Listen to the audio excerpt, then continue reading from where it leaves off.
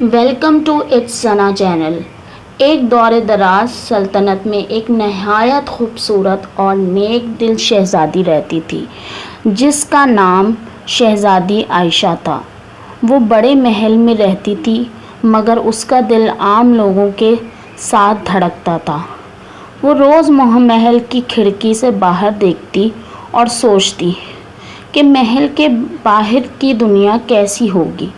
شہزادی عائشہ کو قیمتی کپڑوں اور زیورات سے زیادہ علم حاصل کرنے کا شوق تھا۔ وہ کتابیں پڑھتی، بزرگوں کی باتیں سنتی اور غریبوں کی مدد کرتی۔ سلطنت کے لوگ اسے بہت چاہتے تھے کیونکہ وہ ہر کسی سے پیار اور عزت سے پیش آتی تھی۔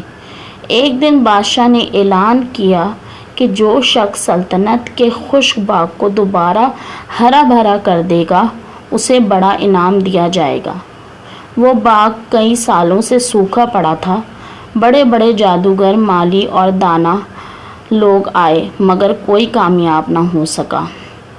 شہزادی عائشہ نے کہا، ابا حضور، مجھے ایک موقع دیجیے۔ بادشاہ حیران ہوئے مگر اجازت دے دی۔ شہزادی نے سب سے پہلے باغ کے قریب رہنے والے لوگوں سے بات کی۔ اس نے جانا کہ باغ اس لیے سوکھا کیونکہ وہاں کے کنویں بند ہو گئے تھے اور لوگوں نے امید چھوڑ دی تھی۔ شہزادی نے خود اپنے ہاتھوں سے مٹی کھودی، لوگوں کو ساتھ ملایا، کنویں صاف کروائے اور سب کو محنت کی ترغیب دی۔ شروع میں لوگ ہنسے کہ ایک شہزادی یہ کام کیسے کرے گی، مگر شہزادی کی محنت اور امید نہیں ڈگمگائی۔ جب انہوں نے دھوپ اسے میں کام کرتے دیکھا تو سب اس کے ساتھ شامل ہو گئے۔ چند دنوں بعد کنویں میں پانی نکل آیا، باغ میں پانی ڈالا گیا، نئے پودے لگائے گئے، درخت لگائے گئے، پھولوں کے بیج بوئے گئے اور درختوں کے بیج بوئے گئے۔ کچھ ہی ہفتوں میں وہ سوکھا باغ رنگ برنگے اور کھلے ہوئے پھولوں سے بھر گیا۔ پرندے واپس آ گئے، تتلیاں اڑنے لگیں اور ہر طرف خوشبو پھیل گئی۔ بادشاہ بہت خوش ہوئے۔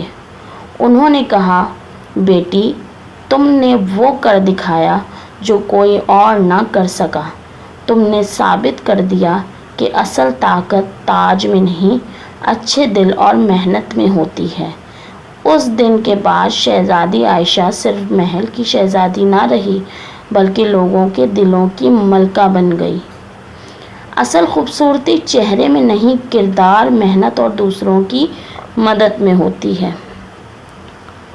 تو اگر آپ کو یہ کہانی اچھی لگی ہو تو چینل کو پلیز سبسکرائب کر دیں اور بیل آئیکن دبانا مت بھولیے گا تاکہ آپ کو اچھی کہانیاں روز دکھتی رہیں۔